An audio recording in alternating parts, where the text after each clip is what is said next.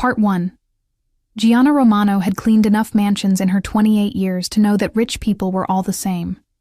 They left coffee rings on marble countertops, forgot to turn off bathroom faucets, and never noticed when their housekeepers existed. Which was why, when Lorenzo Vitale appeared in his kitchen doorway at 7 in the morning on a Tuesday, she nearly dropped the espresso pot. "You're here early," she said, recovering quickly. She'd worked for the man for 6 months, and could count on one hand the number of times she'd seen him before noon. Lorenzo Vitale didn't look like he'd just woken up. His dark hair was already styled, his white dress shirt crisp despite the early hour. He was the kind of handsome that made women stupid, all sharp jawline and darker eyes that noticed too much. Gianna had made it a point never to be stupid about anything, especially not her employer. I could say the same. His voice carried the faint rasp of his first coffee, his gaze tracking her movements as she set the pot on the stove. "You're usually gone before I'm awake. You're usually asleep until noon." The corner of his mouth lifted. Fair. She busied herself with the espresso, hyper-aware of his presence in a way that annoyed her. The kitchen was enormous, all white marble and stainless steel, but somehow he made it feel smaller just by standing there. "I need to ask you something," he said. Gianna's stomach dropped. This was it. 6 months of steady work, and she'd finally done something wrong. Maybe he'd noticed the chip in the vase she'd accidentally caused last week. Or maybe someone had finally told him that housekeepers weren't supposed to reorganize their employers' bookshelves by color because it looked better that way. "Okay," she said, then immediately regretted the word. She sounded nervous. She turned to face him, crossing her arms. "What did I do?" "Nothing." He moved further into the kitchen, and she caught his scent, something expensive and cedar dark. "I have a proposition." "That's not ominous at all." His smile widened slightly, like he was surprised she'd said it out loud. Most people probably didn't talk back to Lorenzo Vitale. Gianna had learned early in life that the only way to survive powerful men was to never let them see you flinch. "I need a date for an event on Saturday," he said. "A wedding, family obligation." She stared at him. "You're asking me to recommend someone?" "I'm asking you to be someone." The espresso pot started hissing behind her. She turned off the burner on autopilot, her mind racing. "You want me to be your date?" "Yes, to a wedding." "A family wedding," he corrected, like that made it better. "My cousin. It's complicated." "Complicated how?" He leaned against the counter, and she tried not to notice how the movement made his shoulders shift under his shirt. "My family has expectations. I've been dodging questions about my personal life for months.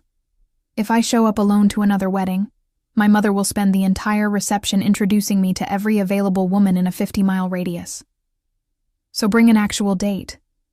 "I don't have time to date." "Then tell your mother to back off." "You've never met my mother." Gianna poured the espresso into a cup, her hands steady despite the absurdity of the conversation. "Let me get this straight. You want to pay me to pretend to be your girlfriend for a night so your mother will stop matchmaking." "I want to pay you to be my date," he corrected. "There's a difference." "Is there?" His eyes locked on hers, and for a moment she forgot how to breathe. "Yes." She set the cup down harder than necessary. "This is insane." $5,000. The number hung in the air between them like a bomb. Gianna's rent was $1,200 a month. Her brother's physical therapy bills were eating through her savings faster than she could replenish them. $5,000 would give her breathing room for the first time in 2 years. "You're serious," she said. "Completely." "Why me?" "Because you're the only woman I know who won't get the wrong idea." He picked up the espresso cup, his fingers brushing the porcelain. "You already think I'm ridiculous." "I don't think you're ridiculous." "You reorganized my bookshelf by color." Heat crept up her neck. "You noticed that?" I notice everything, Gianna. The way he said her name made something low in her stomach tighten. She'd heard him say it before, usually in passing, but never like this. Never with his full attention focused on her like she was a problem he was trying to solve. What would I have to do? She asked. Show up, look beautiful, convince my family we're together. That's it? That's it. She should say no. Every instinct she had screamed that this was a terrible idea. Lorenzo Vitale wasn't just rich, he was dangerous. She didn't know the specifics of his business, but she wasn't stupid. Men who had armed guards at their gates and took phone calls in Italian at 3 a.m. weren't running legitimate operations. But $5,000. I don't have anything to wear to a wedding, she said. His expression shifted, something that might have been satisfaction crossing his features.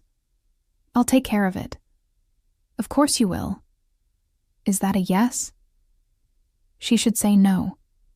She picked up a dishcloth instead, wiping down the already clean counter. What happens when the wedding's over and we're not dating anymore? Won't your mother just start up again?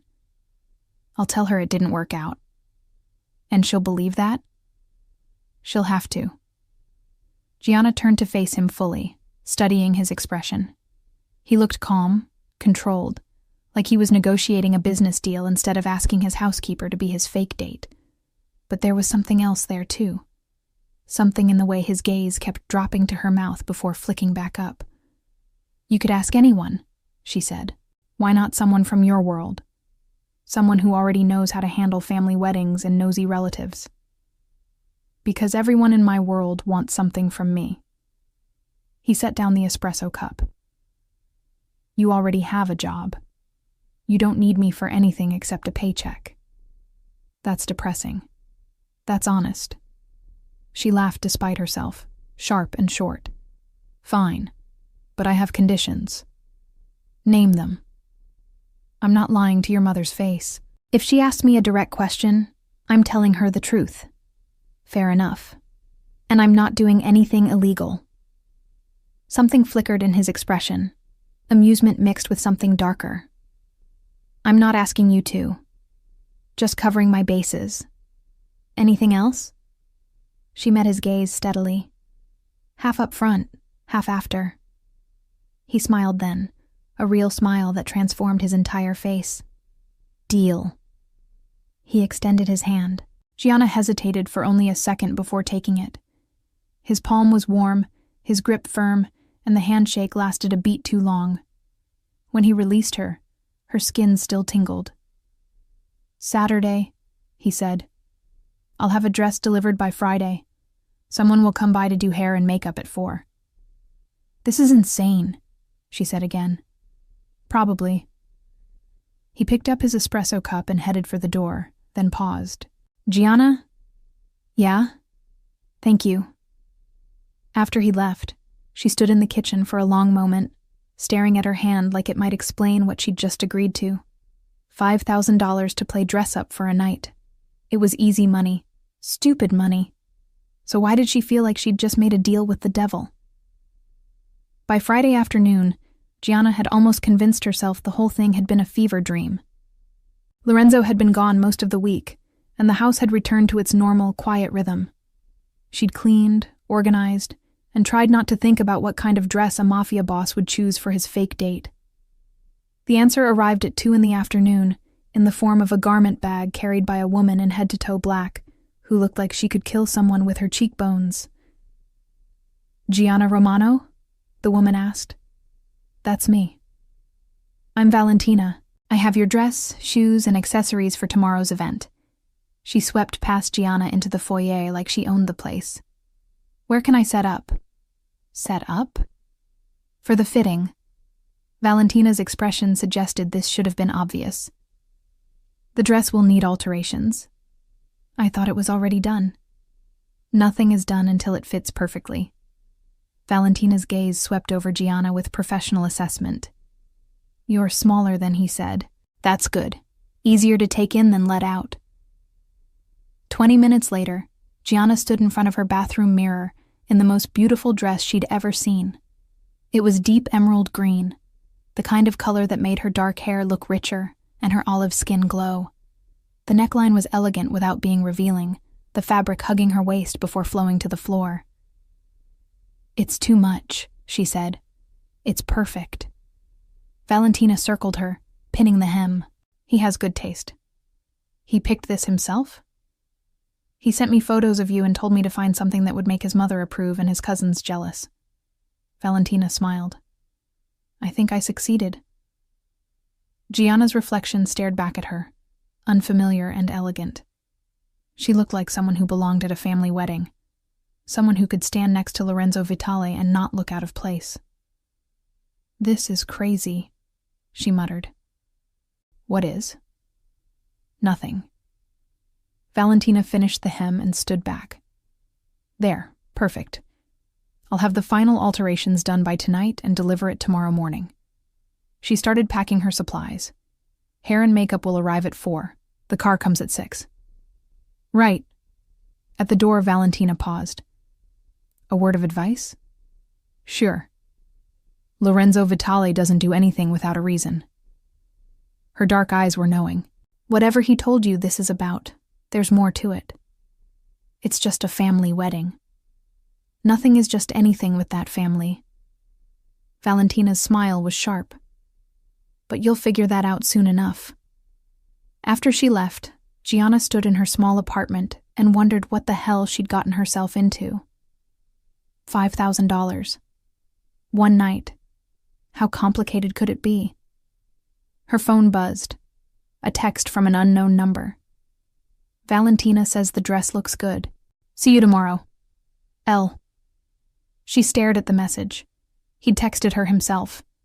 Not through an assistant or a note left on the counter. He'd taken the time to get her number and send a message. She typed back, "How did you get my number?" His response came immediately. "I'm very thorough." "That's not creepy at all. You're the one who agreed to be my date." "For $5,000. I'd agree to a lot for $5,000. There was a longer pause this time. Then, "Good to know." Gianna set her phone down, her heart beating faster than it should. This was a job, a transaction, nothing more. So why did his last message feel like a promise? The Part 2. Saturday arrived with the kind of perfect weather that made Gianna suspicious. Cloudless sky, gentle breeze, the universe conspiring to make this ridiculous charade go smoothly. The hair and makeup team showed up at exactly 4 o'clock. 2 women who worked in synchronized silence, transforming her bathroom into a salon. Gianna sat still while they worked, trying not to think about the fact that she was being professionally styled to meet Lorenzo Vitale's mother. "You have beautiful bone structure," the makeup artist said, tilting Gianna's face toward the light. "Very classic." "Thanks. He must really like you. Lorenzo doesn't usually go to this much trouble." Gianna's stomach tightened. "We're just dating." "Sure." The woman's smile suggested she didn't believe that for a second. Just dating. By 5:30, Gianna barely recognized herself. Her dark hair was swept into an elegant updo, soft pieces framing her face. The makeup was understated but flawless, making her eyes look enormous and her lips fuller. When she slipped into the emerald dress, the woman in the mirror looked like someone who belonged in Lorenzo's world. The doorbell rang at exactly 6. Gianna grabbed her small clutch, took a breath that did nothing to steady her nerves, and opened the door. Lorenzo stood in the hallway in a charcoal suit that probably cost more than her car. His hair was perfectly styled, his jaw clean-shaven, and when his gaze swept over her, something heated flashed in his dark eyes before his expression smoothed into careful neutrality. "You look beautiful," he said. "You look surprised." "Not surprised." He stepped closer, and she caught that cedar scent again. "Impressed. By Valentina's taste or my ability to clean up?" His mouth curved. "Both." He offered his arm. Gianna hesitated for only a second before taking it, her hand resting in the crook of his elbow. The fabric of his suit was soft under her fingers, the muscle beneath it very solid. The car waiting downstairs was exactly what she expected. Black, expensive, with tinted windows and a driver who didn't make eye contact. Lorenzo held the door for her, and she slid into leather seats that probably cost more than her entire apartment. He settled beside her, close enough that she could feel the heat of him through the thin fabric of her dress. The car pulled away from the curb smoothly. "So," Gianna said, because the silence felt too heavy. "What's the story?" "The story?" "How we met. How long we've been dating. The details your family will definitely ask about." Lorenzo's gaze was focused on her face with an intensity that made her pulse quicken. "We met 6 months ago when you started working for me. That's the truth. The best lies are mostly truth." He shifted slightly, his knee brushing hers. "We kept things professional at first. But I noticed you. The way you moved through my house like you belonged there, how you weren't intimidated by me. I'm still not intimidated by you." "I know." His voice dropped lower. "That's what made me ask you out 3 months ago." 3 months? Long enough to be serious, short enough that my mother won't expect a ring yet. Gianna processed that. "Your mother expects rings?" "My mother expects grandchildren." He said it without inflection, but she caught the tightness around his eyes. "She's been widowed for 5 years. Her sons are her entire world." "Sons plural?" "I have a younger brother, Cristiano. He'll be at the wedding with his wife and their 2-year-old daughter." Lorenzo's expression softened slightly. "My mother's first grandchild. She wants more. And you're the oldest, so the pressure's on you." "Something like that." The car merged onto the highway, heading north out of the city. Gianna watched the buildings give way to suburbs, then gradually to rolling hills and estates hidden behind stone walls. "What else do I need to know?" she asked. "My cousin's name is Angela. She's marrying a man my mother doesn't approve of, which is causing family drama." He shifted again, his thigh pressing against hers in the confined space. "There will be at least 200 people there.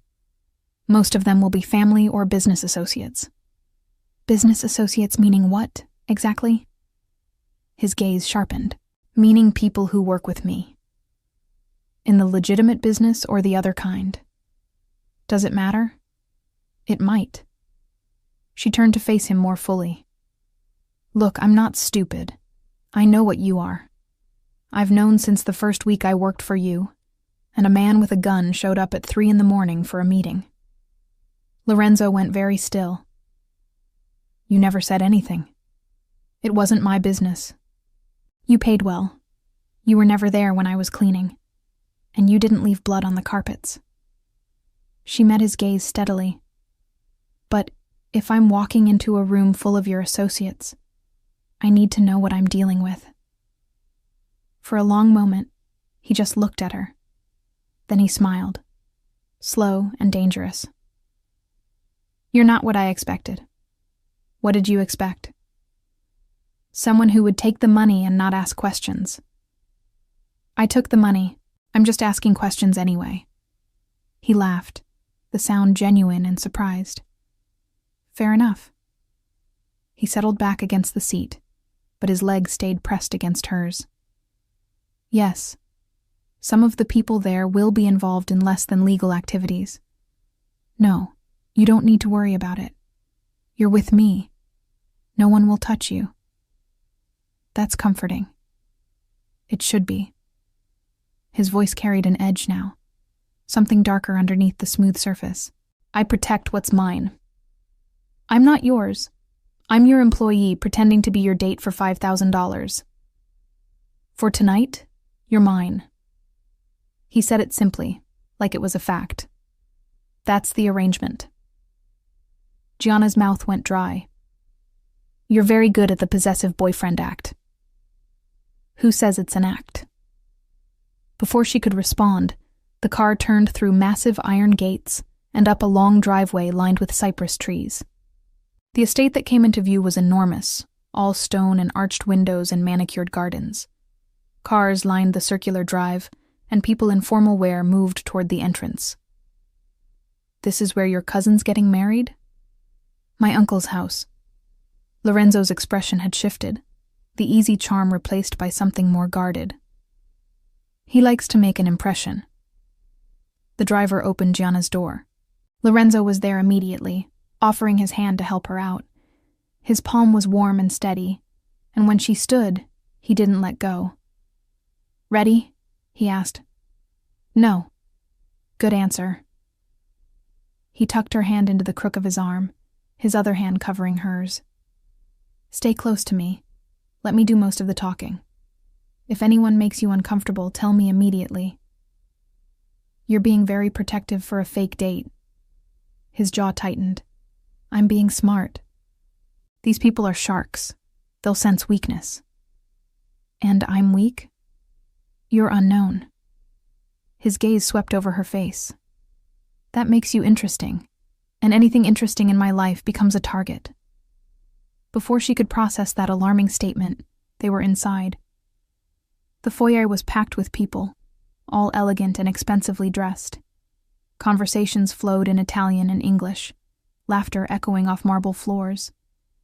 Gianna felt eyes turn toward them, assessing, calculating. Lorenzo's hand tightened on hers. "Lorenzo!" A woman's voice cut through the noise. "Finally!" The woman who appeared was petite and elegant, probably in her early 60s, with dark hair styled perfectly and sharp eyes that missed nothing. She wore a deep purple dress and enough diamonds to fund a small country. "Mama," Lorenzo said, and Gianna heard the warmth in his voice. "You look beautiful. Don't try to charm me. You're late." His mother's gaze shifted to Gianna, and those sharp eyes narrowed. "And who is this?" "This is Gianna Romano." Lorenzo's hand moved to the small of Gianna's back, warm and possessive through the thin fabric. "Gianna, my mother, Carmela Vitale." Carmela's expression didn't change, but something flickered in her eyes. "Romano, are you related to the Romanos from Boston?" "No, ma'am. My family's from Brooklyn."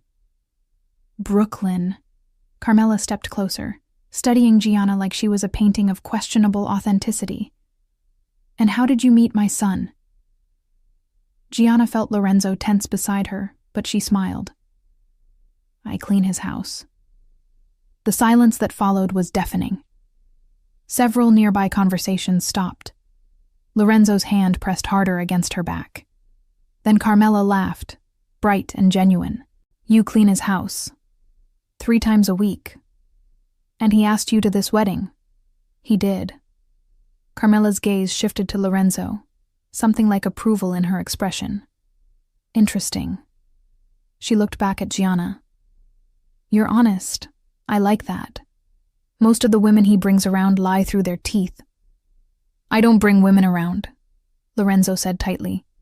"Exactly my point." Carmela patted Gianna's arm. "Come, I want to introduce you to everyone." "Mama." "Don't mama me. If you're going to bring a girlfriend to a family wedding, she meets the family." Carmela was already pulling Gianna away, surprisingly strong for such a small woman. "You can have her back later." Gianna glanced over her shoulder at Lorenzo. He looked like he wanted to argue, but a man had appeared at his elbow, saying something low and urgent in Italian. His expression shifted, all business, and he nodded once before disappearing into the crowd. So much for staying close. "Don't worry about him," Carmela said, navigating through the crowd with practiced ease. "Business never stops, even at weddings. You'll learn that if you stick around. We've only been dating a few months." Carmela's tone suggested she didn't believe that for a second. "My son doesn't bring women to family events, ever. So either you're very special, or he's using you for something." Gianna's heart stuttered. "That's direct." "I'm 63 years old. I don't have time for games. Carmela stopped in front of a group of women who all looked related, same dark hair and sharp eyes. Girls, this is Gianna. She's dating Lorenzo. The women's reactions ranged from surprise to outright shock. One of them, probably in her 30s, looked Gianna up and down with undisguised interest. You're the housekeeper, she said. I am. And you're dating him. I am. The woman smiled. Good for you. He needs someone who sees past the suits and the money. She extended her hand. I'm Sophia, Lorenzo's cousin. Welcome to the circus. The next hour passed in a blur of introductions. Lorenzo's family was enormous, loud, and surprisingly warm once they decided Gianna wasn't a threat. She met cousins, aunts, uncles, and several small children who ran through the crowd like tiny tornadoes. Through it all, she felt eyes on her. Lorenzo's eyes. He'd reappeared across the room, deep in conversation with a group of men in expensive suits. But his gaze kept finding her. Every time she looked up, he was watching. The ceremony started at 7. Gianna found herself seated in the third row, Carmela on one side and Sophia on the other. Lorenzo appeared just as the music started, sliding into the seat beside her with fluid grace. Sorry, he murmured, his breath warm against her ear. Business. Your mother's terrifying. I know. His hand found hers, fingers lacing together. You survived. Barely. The ceremony was beautiful, all flowers and candlelight and promises. Gianna tried to focus on the bride and groom, but she was hyper-aware of Lorenzo beside her, the way his thumb traced circles on the back of her hand, how his leg pressed against hers, the heat of him in the cool church. When the bride and groom kissed, applause filled the space. Lorenzo leaned closer, his mouth nearly touching her ear. You're doing well, he said quietly. I haven't done anything. You told my mother you cleaned my house. You said not to lie to her face. His laugh was low and dark. I didn't think you'd actually do it. Underestimating me already? Never again. The reception was held in a massive tent behind the house, all white fabric and twinkling lights. Gianna found herself at a table with Lorenzo's immediate family. Carmela, his brother Cristiano with his wife and daughter, and Sophia with her husband. Lorenzo kept his hand on her throughout dinner, on her knee under the table, on the small of her back when they stood for toasts. Possessive and constant, like he was proving something. You two are adorable, Sophia said, wine making her bold. How long did you say you've been together? 3 months, Lorenzo answered smoothly. And you're already bringing her to family events. Sophia's smile was knowing. That's serious for you. It is. Gianna felt his hand tighten on her knee. She looked at him, but his expression was unreadable, all smooth charm and careful control. Dance with me, he said suddenly, standing and offering his hand. The band was playing something slow and romantic. Lorenzo led her to the dance floor, pulling her close with one hand on her waist, the other holding hers. They moved together easily, and Gianna tried not to think about how well they fit. Your family likes me, she said. They do. That's going to make it awkward when we break up. His hand tightened on her waist. Who says we're breaking up? That's the arrangement. One night, $5,000. Arrangements can change. Her heart stuttered. What are you saying? I'm saying my mother already asked when she should expect us for Sunday dinner. His gaze was intense, focused entirely on her. I'm saying my cousin Sophia told me I'd be an idiot to let you go. I'm saying this feels more real than anything I've done in years. Lorenzo, I know it's crazy.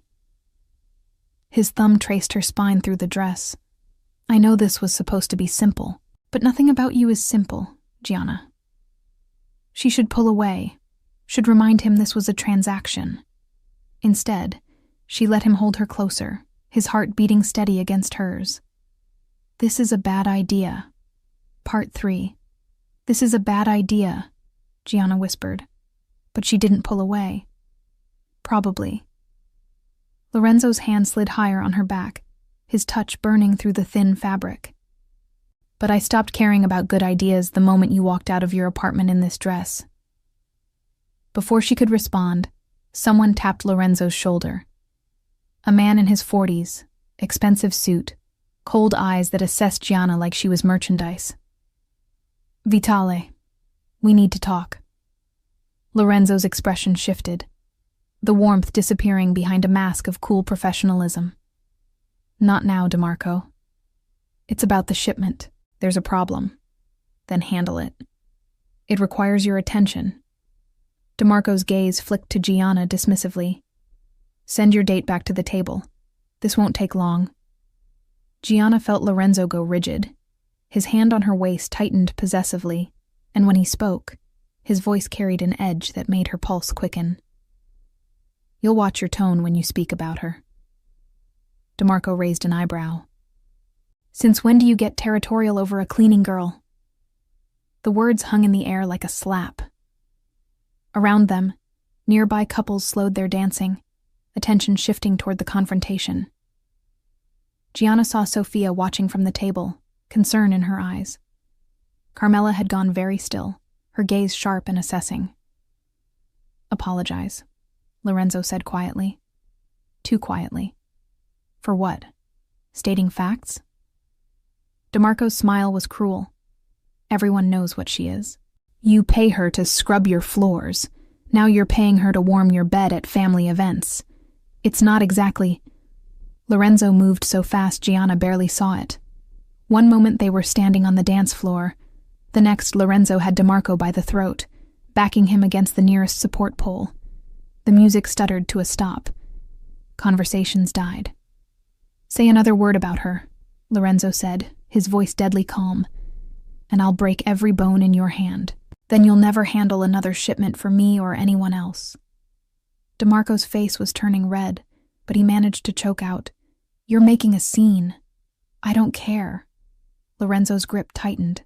"Apologize to her. Now." Gianna's heart hammered against her ribs. Every eye in the tent was on them. She saw Lorenzo's family watching, saw business associates exchanging glances, saw the bride and groom frozen mid-dance. This was spiraling out of control. She stepped forward, her hand on Lorenzo's arm. "It's fine. Let him go." "It's not fine." Lorenzo didn't look at her, his focus entirely on DeMarco. "No one disrespects you. Not in front of me. Not ever." "Lorenzo." Carmela's voice cut through the tension. She'd appeared beside them, small but commanding. "Let him go. You've made your point." For a long moment, Lorenzo didn't move. Then his hand opened, and DeMarco stumbled back, gasping. Lorenzo turned to face the crowd, his arm sliding around Gianna's waist, pulling her tight against his side. "Let me be clear," he said, his voice carrying across the silent tent. "Gianna is mine. Anyone who disrespects her disrespects me. Anyone who touches her answers to me. Anyone who so much as looks at her wrong will regret it." His hand splayed possessively across her hip. "Is that understood?" Silence. Then someone started clapping. Sophia, grinning like she'd just won a bet. Others joined in, scattered applause that felt more like approval than mockery. The band started playing again, conversations resuming, but the energy had shifted. DeMarco straightened his tie, his face mottled with anger and humiliation. "You'll regret this. Get out." Lorenzo's voice was flat. "You're done." DeMarco looked like he wanted to argue, but something in Lorenzo's expression made him think better of it. He turned and walked away, shoving through the crowd toward the exit. Lorenzo's hand was still on Gianna's hip, his grip almost bruising. She could feel the tension radiating through him, the barely controlled violence just beneath the surface. Around them, people were pretending not to stare, but she felt the weight of their attention. "That was insane," she said quietly. "He disrespected you. He insulted your cleaning lady. That's not worth starting a war over. Lorenzo finally looked at her, and the intensity in his dark eyes made her breath catch. You're not just my cleaning lady. Not anymore. What am I, then? His jaw tightened. Mine. Before she could process that, Carmela was there, her expression unreadable. Walk with me, Gianna. It wasn't a request. Gianna glanced at Lorenzo, but he nodded once, releasing her reluctantly. Carmela took her arm and guided her away from the dance floor, out of the tent, and into the cool night air of the gardens. They walked in silence for a moment, the sounds of the reception fading behind them.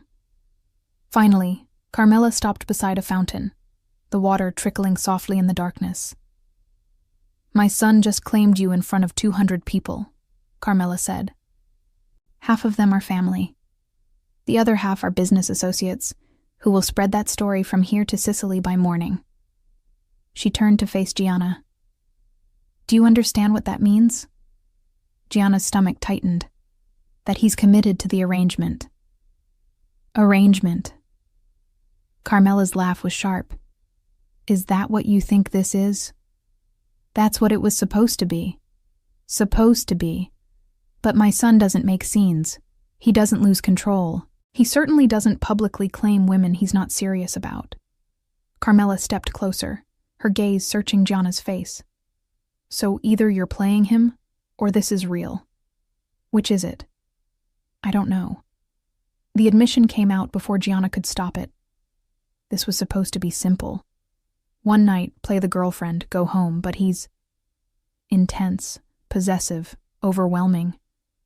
Carmela's expression softened slightly. That's the Vitali men.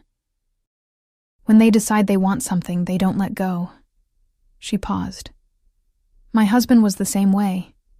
He saw me across a restaurant, told his friends he'd marry me, and proposed 3 weeks later. We had 32 years together before he died. Gianna's throat tightened. I'm sorry. Don't be. They were good years. Carmela reached out, adjusting a loose strand of Gianna's hair with surprising gentleness. But they weren't easy. Loving a man like that never is. They're dangerous, controlling, and they think they own everything they touch. Her gaze sharpened. The question is whether you're strong enough to handle it. I don't even know if I want to handle it. Then you'd better figure it out, because after tonight everyone thinks you're his. That puts a target on your back. Carmela's voice was matter of fact. His enemies will see you as leverage. His allies will see you as a weakness to exploit. And his family... She smiled slightly. We'll expect you at Sunday dinner. Before Gianna could respond, footsteps crunched on the gravel path. Lorenzo appeared, his expression tight with barely controlled tension. Mama, he said, I need to talk to Gianna. I'm sure you do. Carmela patted Gianna's arm. Think about what I said. She walked past Lorenzo, pausing to touch his cheek. Try not to scare her away completely. Then she was gone, leaving them alone in the garden. Lorenzo closed the distance between them in 3 strides. Are you all right? Am I all right? Gianna's voice came out sharper than intended. You just choked a man in front of your entire family because he insulted me. He deserved worse. That's not the point. The point is... She broke off, frustration and confusion warring inside her.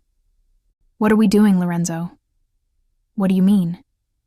This was supposed to be fake, a transaction, but you just claimed me like I'm actually yours, like this is real. His expression shifted, something raw and honest breaking through the careful control. Maybe it is real. You can't just decide that. Why not? Because... She gestured helplessly. Because I'm your housekeeper. Because we barely know each other. Because this whole thing started as a business arrangement. And now it's more. He stepped closer, his hand cupping her jaw, tilting her face up to his. I didn't plan this, Gianna. I didn't expect to want you the way I do. But I'm not going to pretend I don't." Her heart hammered against her ribs. "Everyone's watching us now. Your mother just told me I have a target on my back. Then I'll protect you." "That's not the point." "Then what is the point?" His thumb traced her cheekbone, the touch achingly gentle despite the intensity in his eyes. "Tell me you don't feel this. Tell me I'm imagining the way you look at me. Tell me this is still just business to you." She should tell him exactly that, should remind him of the arrangement, take her money, and walk away. Instead, she heard herself say, "I don't know what this is." "Then let's find out."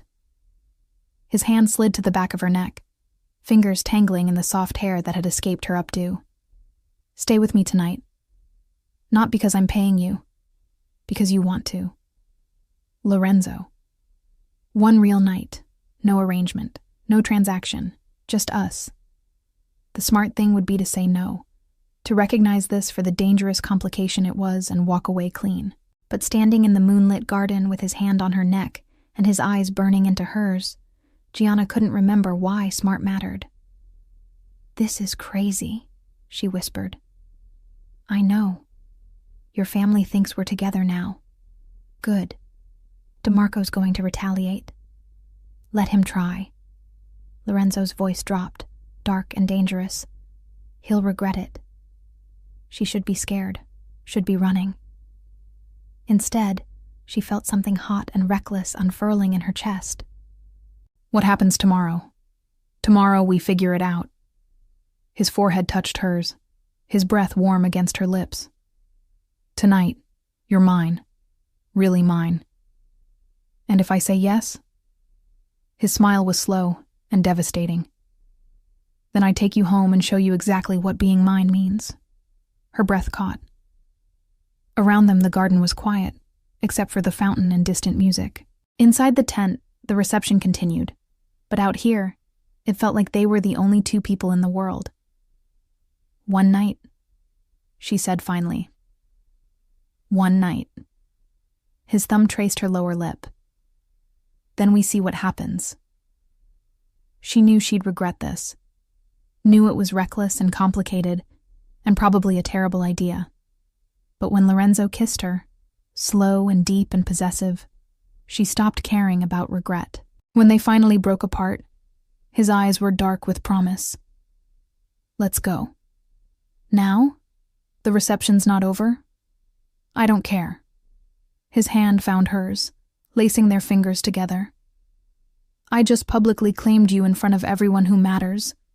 I'm not spending another minute making small talk when I could have you alone."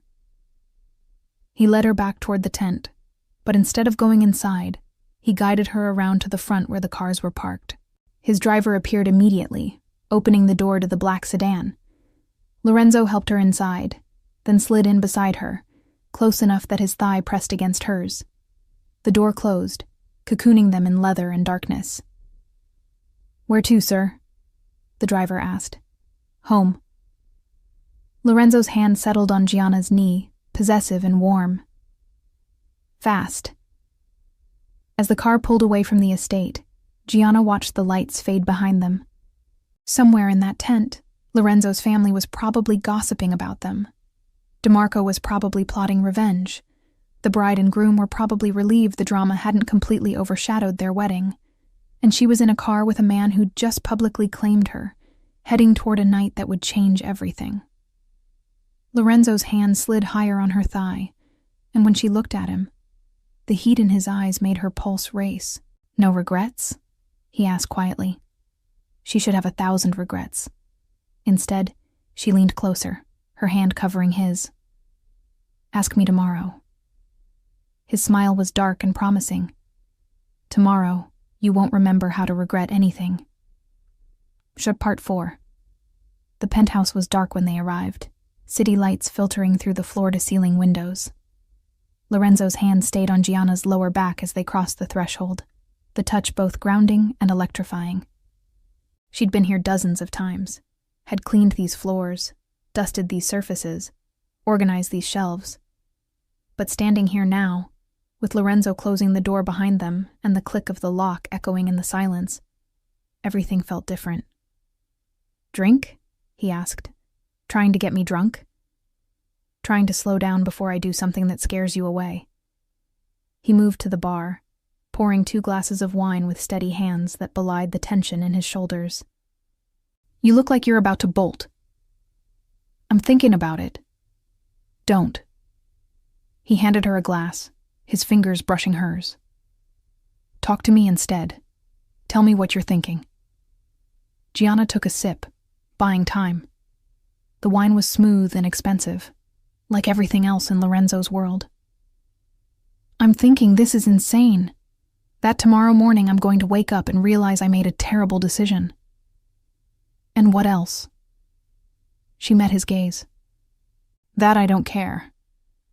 Something shifted in his expression, heat and satisfaction mixing with something softer. "Good. That doesn't concern you? That we're both making terrible decisions?" "I stopped making good decisions the moment I hired you." He set his glass down, stepping closer. "Every time you walked into a room, I found excuses to be there. Every time you bent over to pick something up, I had to leave before I did something inappropriate. Every time you argued with me about my organizational system, I wanted to kiss you until you forgot what you were saying." Her breath hitched. "You hit it well." "I had to." His hand came up to cup her jaw, thumb tracing her cheekbone. "You worked for me. There were rules, boundaries." His voice dropped. "But tonight you're not my employee. You're here because you chose to be." "I chose one night. That's all I agreed to." "Then I'll make it count." He took her wine glass, setting it beside his, then pulled her close. "Tell me to stop and I will. But if you let me start, I'm not holding back." She should tell him to stop, should recognize this for the complication it was, and leave while she still could. Instead, she fisted her hands in his shirt and pulled him down to her. "Then don't hold back." His kiss was nothing like the careful ones from earlier. This was raw and demanding, his hands sliding into her hair and tilting her head back to deepen the angle. She gasped against his mouth, and he took advantage, his tongue sweeping in to taste her. When he finally pulled back, they were both breathing hard. His eyes were dark, pupils blown wide with desire. "Bedroom, now." He didn't wait for an answer, just swept her up in his arms like she weighed nothing. She yelped, grabbing his shoulders for balance. "I can walk." "I know." He carried her down the hallway, shouldering open the door to his bedroom. "But I've been imagining carrying you in here for months. Let me have this." He set her down beside the bed, and for a moment they just looked at each other. The room was dim, only the city lights providing illumination, but it was enough to see the hunger in his expression. "Turn around," he said quietly. She did, and felt his fingers on the zipper of her dress, sliding it down with aching slowness. His knuckles brushed her spine, and she shivered. The dress pooled at her feet, leaving her in just her heels and underwear. Lorenzo's hands settled on her waist, pulling her back against him. She could feel the hard planes of his chest, the heat of him burning through his shirt. His lips found her neck, trailing kisses along the sensitive skin while his hands explored her curves. "You're so beautiful," he murmured against her throat. "I've wanted this for so long." She turned in his arms, reaching for his tie. "You're overdressed." He smiled, that devastating smile that made her stomach flip. "Fix it." Her fingers were clumsy on the knot, but she managed to loosen it, pulling the tie free and dropping it on the floor. The buttons of his shirt came next, revealing tanned skin and hard muscle. She spread her hands across his chest, feeling his heart hammering beneath her palms. "Gianna." Her name was a rough plea. "If you keep touching me like that, this will be over embarrassingly fast. Then maybe you should take control." His eyes flashed. In one smooth motion, He lifted her onto the bed, following her down and caging her beneath him. Be careful what you wish for. His mouth found hers again, hot and demanding, while his hands explored every inch of exposed skin.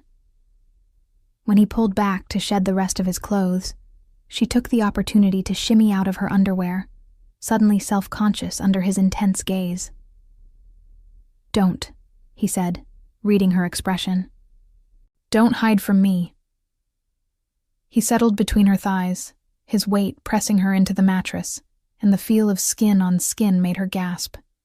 His hand slid up her side, over her ribs, cupping her breast, while his thumb traced lazy circles that made her arch into his touch. Tell me what you want, he murmured against her collarbone. You, just you. You have me. His hand slid lower, between her thighs, and she gasped at the intimate touch. All of me. Every part. She was drowning in sensation, in the feel of his hands and mouth, in the weight of him above her. When he finally pushed inside her, they both groaned, foreheads pressed together as they adjusted to the overwhelming intimacy. Look at me, he commanded, and when she did, the intensity in his eyes stole her breath. Mine, say it. Yours, she whispered.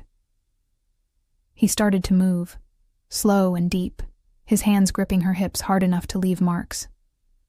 The rhythm built, pleasure coiling tighter and tighter until she couldn't think, could only feel. When she came apart, crying out his name, he followed her over the edge with a rough groan. Gianna woke to sunlight streaming through unfamiliar windows and a warm weight across her waist. Lorenzo's arm was draped over her, his chest pressed against her back, his breath warm on her neck. She shifted slightly and immediately regretted it. Every muscle ached in the most telling way, and when she moved her head, she felt the tender spots on her neck and collarbone where his mouth had been.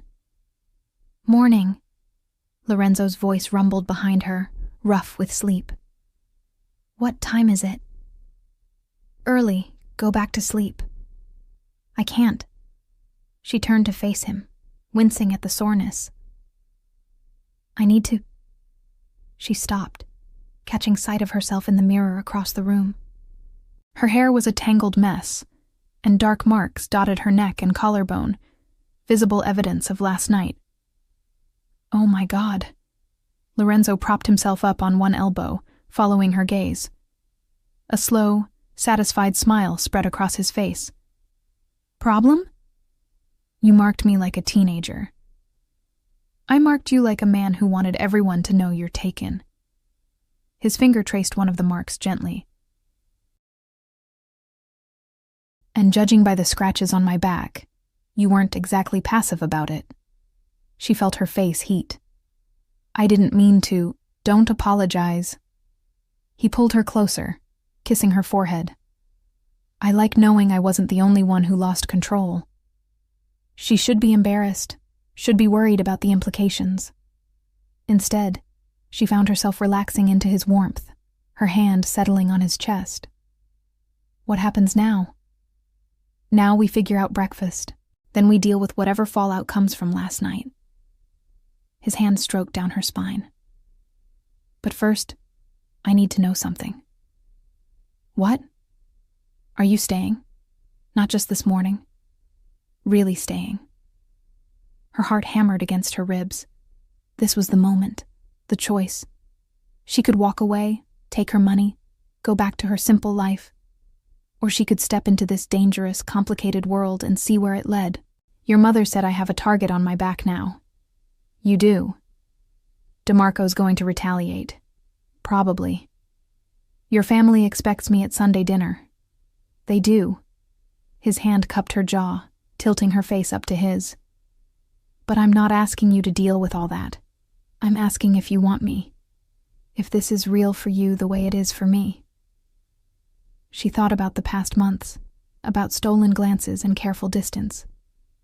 About the way he looked at her when he thought she wasn't watching. About the way he'd defended her last night, violent and possessive, and completely unhinged. "It's real," she said quietly. "Terrifying, and probably a terrible idea, but real." His smile was brilliant and relieved. "Then we'll figure out the rest." He kissed her, slow and thorough, and she was just melting into it when his phone buzzed insistently on the nightstand. He groaned, reaching for it without breaking the kiss. "What?" he barked into the phone. Gianna couldn't hear the response, but she saw Lorenzo's expression shift, amusement replacing irritation. "Tell her we'll be there in an hour." He hung up. "That was Marco. My mother wants us for lunch." "Now? I look like—" She gestured at the marks on her neck. "Like you spent the night with me." "She knows." His grin was wicked. "She probably wants to interrogate you about your intentions."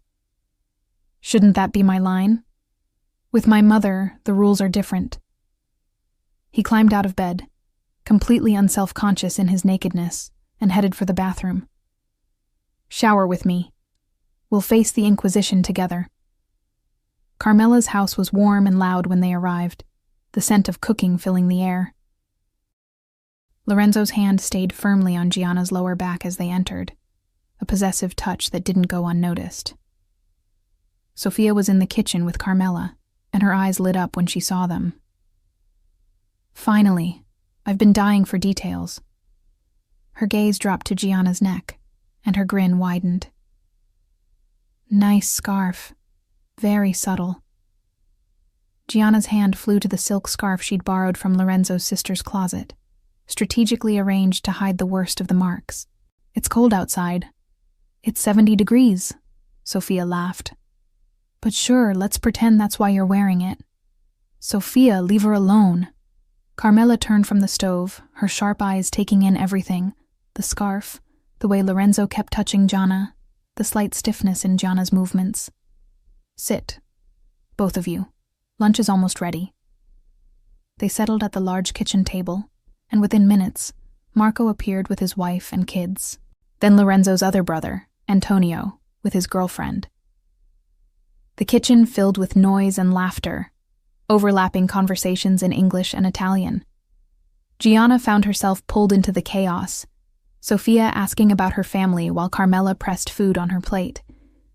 Lorenzo's hand found hers under the table, fingers lacing together in silent support.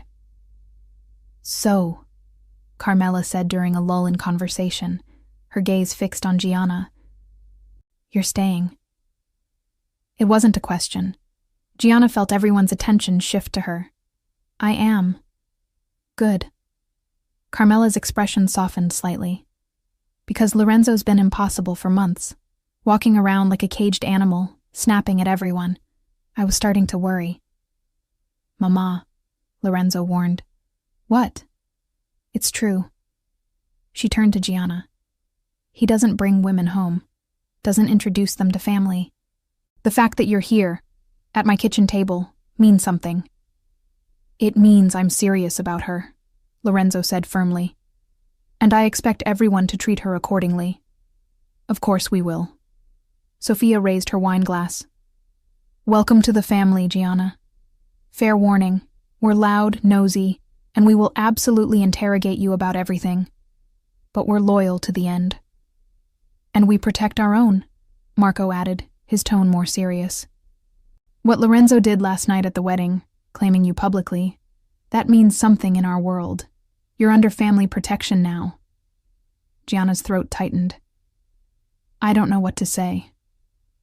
"Say you'll come to Sunday dinner," Carmela said. "Every week, and bring your family next time. I want to meet them. My family's not like this." Gianna gestured at the crowded, chaotic kitchen. "It's just me and my mom. We're quiet."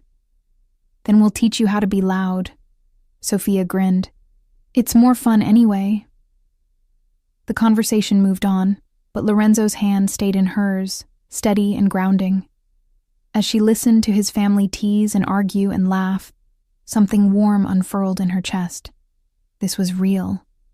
Messy and complicated and probably dangerous, but real. When they finally left hours later, full of food and wine and laughter, Lorenzo pulled her close in the car. "That wasn't so bad, was it? Your family's intense. They liked you. How can you tell?" "Because Sophia invited you shopping, Marco offered to teach you to shoot, and my mother asked about Sunday dinner." He kissed her temple. "Trust me, that's approval. And your brothers didn't threaten me about hurting you. That's because they know I'm the dangerous one in this relationship." His hand slid up her thigh. "Speaking of which, we never finished what we started this morning." Her breath caught. "Lorenzo, come home with me, Gianna. Not as my housekeeper, not as an arrangement. As mine." She looked at him, at the intensity in his dark eyes, at the promise written in every line of his face. This was the choice, the real one. Step into his world completely, or walk away while she still could. But as his hand tightened on her thigh and his lips found hers, she realized she'd already made her choice. Had made it the moment she'd agreed to one night. Had made it when she'd woken up in his arms and decided to stay. "Take me home," she whispered against his mouth. His smile was devastating. "Already there, Bella. You've been home for months. I was just waiting for you to realize it." And as the car carried them through the city toward his penthouse, their penthouse now, Gianna let herself believe it. Let herself fall into this dangerous, complicated, overwhelming love with a man who'd claimed her in front of his entire world and would protect her with everything he had. It was terrifying and reckless and probably insane. But it was real. And for the first time in years, Gianna felt like she was exactly where she belonged. If you enjoyed Lorenzo and Gianna's story, subscribe for more dangerous romances where powerful men meet their match. Join our members area for exclusive extended scenes and early access to new stories.